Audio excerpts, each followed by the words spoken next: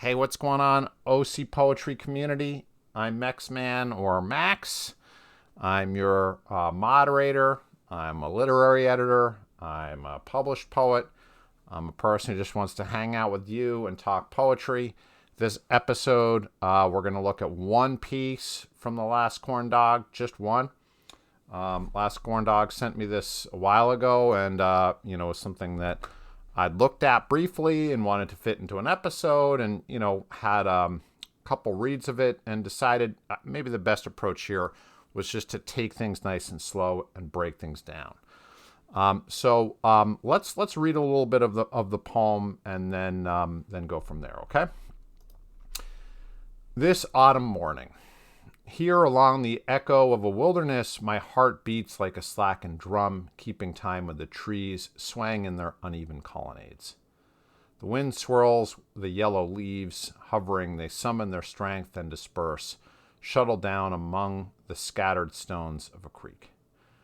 Like the chime of a bell will reverberate throughout the dark galleys of the mind, I hear old voices calling me again. Now we're going to pause here and say we're seeing a lot of really interesting poetic language. So this is a poet. Obviously, we can immediately tell that they've read a fair amount of poetry. You can see some clear signs of that. They're organizing these opening stanzas into quatrains, into 4-line stanzas. They're paying attention to a rough and ready number of beats. So we could say, here along the echo of a wilderness. So that's about 4 beats in that first line. The second line, my heart beats like a slackened drum. We got 4 beats in the second line. Keeping time with the trees. We only really have 3 in the in that third line, but that's okay.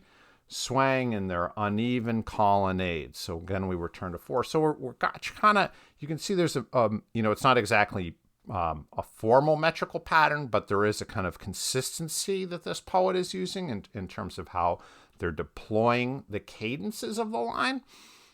So it is a free verse poem, but nonetheless, you can see that they're deliberately trying to shape and organize, kind of drape the syntax of their line over the syntax of the sentences themselves and their phrasing. They're trying to drape them over these line breaks and bring out some of the musical qualities. So while we're looking at that, we can take a step back and we can already say Corndog, compared to a lot of other folks posting on OCP, is already kind of working with these kind of tools of the trade. They already kind of know that if we could liken them to a painter, they know that there's different brushes for different purposes. When you go to the canvas, you know that you should mix different colors. You should never just, take a color right out of the tube and just work directly with that. We know that they have some draftsmanship. They've done some sketches. They've thought about this. This might not be their first take at this. Maybe they took some notes in their notebook. Maybe they wrote a first draft and then they revised a little bit to get to this almost kind of sculpture-like place where they're at now. All of which is kind of a maturity of skills that quite frankly, a lot of people on OCP they're just not interested in. And not only are they not interested in it, it turns out when I engage and I talk to some folks about this, why they're not using some of these tools, they're upset. They're like, well, screw you, man. That's not what I'm about. I don't want to be limited by those things. But as poets mature, they realize that these limitations aren't really limitations. They're tools. They're enabling technologies handed down from generations and generations of experiment and adaptation in order to find the best way to exploit the features of the English language to create something beautiful and lasting and memorable. Let's go back now to where we're at with this piece. This opening, let's start with the title. This autumn morning. This title does a lot of the work of situating the reader. So deploying a word like autumn in a title is immediately going to say, you kind of are writing something that's deliberately poetical or is interested in these deliberately poetical concepts. People might think of Keats's great poem to autumn. And experienced readers of poetry are automatically going to be kind of like triggered a little bit. And they also might be on guard a little bit, so that they don't want something cheesy or something that's been done before. They're going to want a poem that can kind of push against the grain a little bit once you bring up autumn, which this poem really isn't going to do. And that's not necessarily bad, but I think to a certain extent that's going to make things challenging. For this poem that kind of wants to go with the autumn flow and kind of re-prosecute and re-examine kind of these existing inherited ideas. So that can be a challenge. So while we want to utilize the tools of the tradition and we want to make the best use of English, we can't just redo and repeat poems that have already been done. We need to find ways to reinvent. So I have a small issue with. So the opening of a poem is really, really important because we're either going to gain a reader or lose a reader typically really, really quickly. And this here, because we have this, we don't need here. It's redundant. The reader is already maximally situated by this title. So by going and saying here, we're repeating ourselves. We could just say along the echo of a wilderness. Now, my question here is this echo of a wilderness is really formulating the central idea of this poem. That we're not talking about a literal echo of a wilderness. We're talking about the wilderness has echoes, that those echoes are textual. They refer back to other poems that come before this, and they're emotional. They're evocative. They're things that associations we have in our own head when we go for a walk in the woods, and that kind of thing, which this poem is interested in. So I would propose that this poem could open with a proposal. The wilderness, or the trees, or the copse, or the hillock, or whatever it is, the pond. Wind from the pond strikes me like an echo. And then we think of Echo on Narcissus, I suppose. But we could leverage this and make a proposal. It's as if an echo, because it's echo of a wilderness would be that, there's literally, some sound that I can't quite visualize what that is. And it's a missed opportunity to create this analogy that then is a conceit or a proposal about what the poem is going to do. And that then could allow us to explore this imagery with greater urgency. Instead, the urgency is generated by this line: my heart beats like a slackened drum. Why is it slackened? And this slackened drum image is one we've heard before. And it might actually not be something the reader can immediately visualize unless they were a percussionist or something like that, which a slackened drum makes a deeper tone, and a taut head of a drum makes a sharper, brighter, higher pitch. So the slackening makes it more like a thrum or bass sound in theory. But I'm having, again, trouble understanding what that means in this context. So again, it's both a little bit cliche, and it's not in service of the poem. Keeping in time with the trees. So the speaker of the poem is experiencing this kind of synchronization of their inside state with the outside state. But Again, I'm having trouble squaring that with this initial proposal about this echo. That would confront them, and the two would not be completely in line. So I see a lot of missed opportunities to state the theme and create bolder contrasts here, and thus more productive tension for the reader. Swaying in their uneven colonnades. So what we're doing with this colonnades word is we're comparing the natural world to the constructed world, to one of architecture, particularly of classical architecture, because that's where a colonnade comes from classical architecture. So we're creating this kind of echoing of the natural world and the human world, but there's no description here of the human world. There's no description of a classical thing that these trees would be echoing. And so a lot of these associations are distant. The Narcissus, the classical myth, is not directly indicated. It's dodged.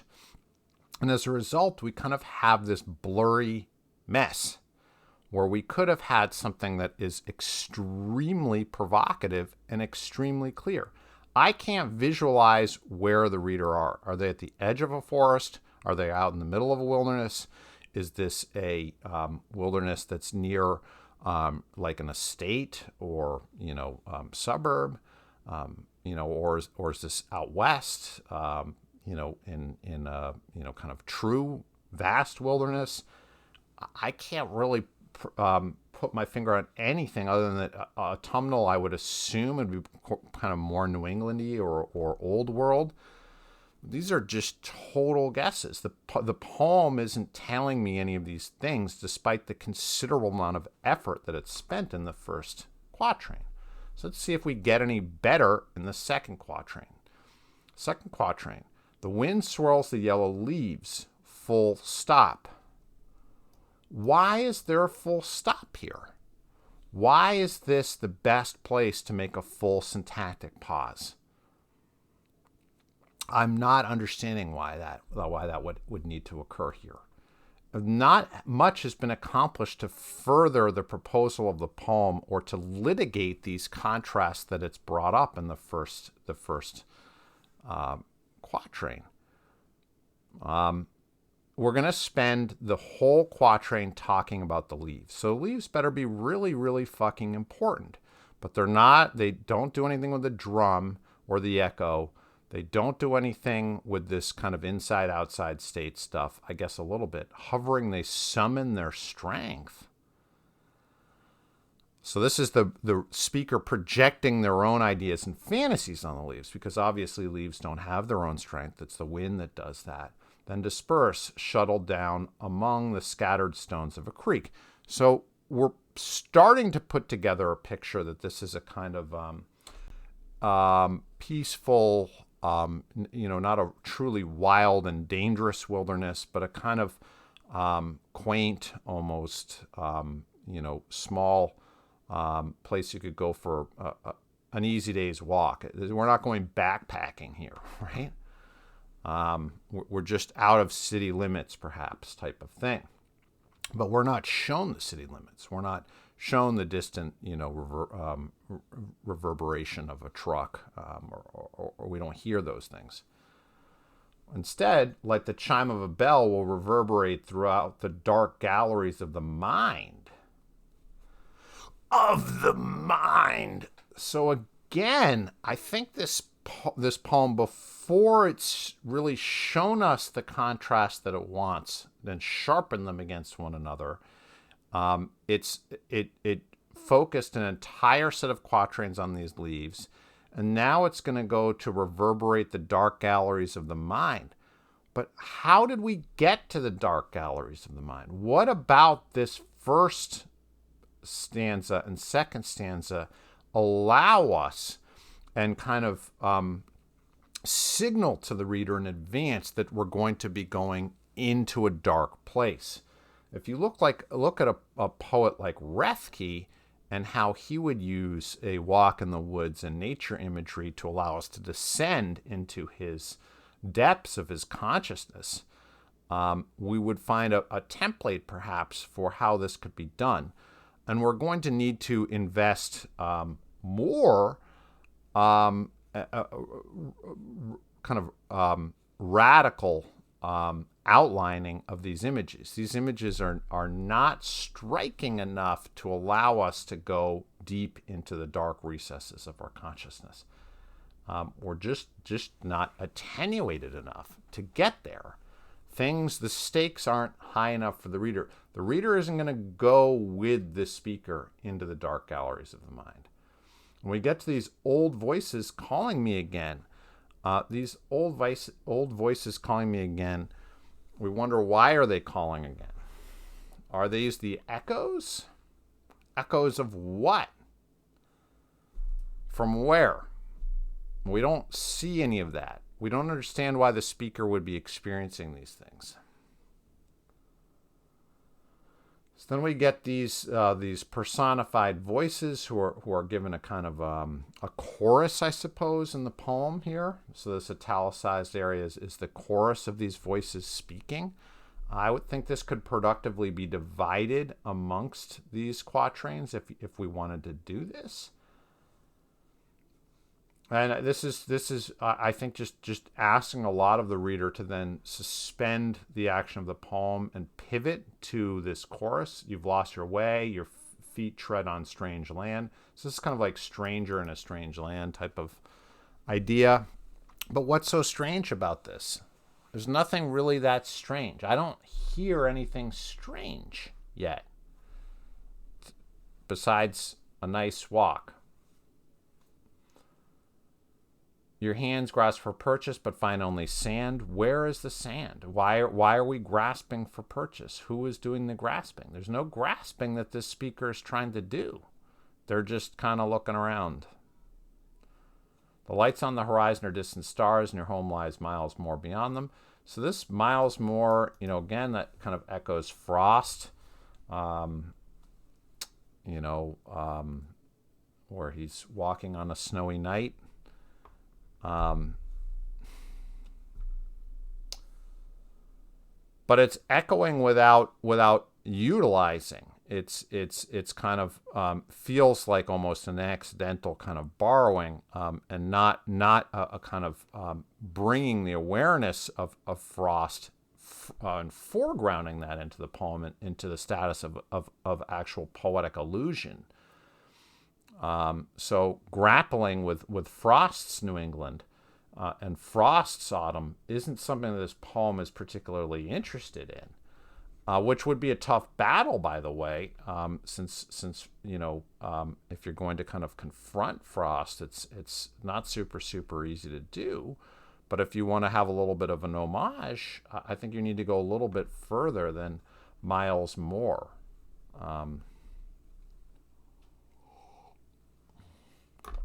All right, let's press on a little bit. The trees are not lost, nor the leaves, though they wander, building bivouacs where they fall. I like this image. That's nice. So we return back to the leaves that we had before. The same stream is new every moment. Again, this is this cliche, you never stand in the same river twice type of thing.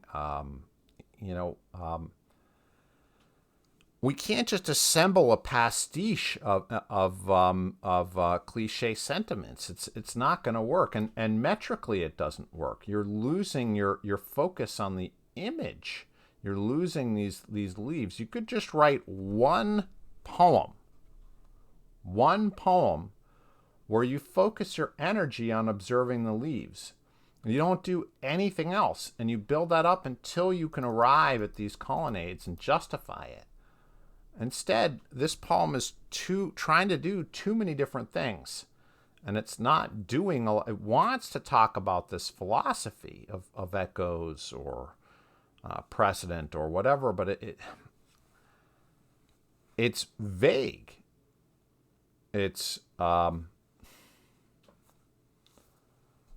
can't sustain also the pacing and the deliberate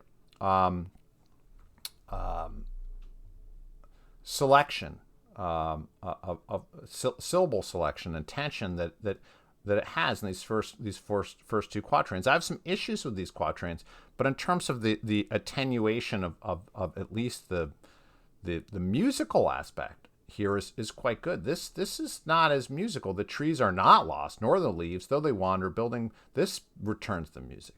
Building bivouacs where they fall. The same stream is new, and then the same stream is new every moment, but remains a nameable thing. This is very prosy and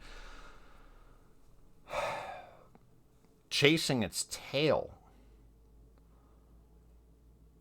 I'll find my voice in its sweep and sing my woes downstream. Again, we have a lot of these deliberately poetical words in this poem, and I think this poem could do more with less. Find my feet in the leap of leaves from bough to floor. So these proposals should, I think, happen sooner. They should happen, the proposal should happen in the first 4 lines, or for at least first 8. This is way too long to wait for these proposals. And there's a lot of proposals. Find my strength in the tendril, my sinew in the climb of kudzu. I'll find my prayer in the deep bough of the willow branch. Its crook, I'll hang my harp. Okay, so now we have this kind of Orpheus comparison, I suppose. Orpheus goes to these wood nymphs, and they hang out.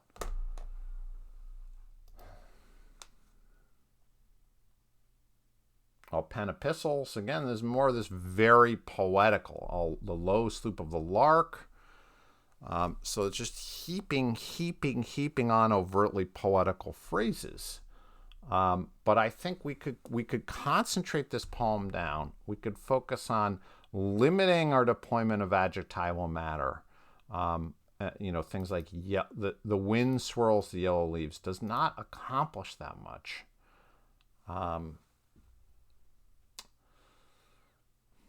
Like the chime of a bell will reverberate throughout the dark galleries of the mind. It's just too much. Go back to this, particularly this opening quatrain, and see if you can get really isolate what we're talking about with this echo, this echo and Narcissus. And isolate that. And if you want to be oblique about the reference, that's fine.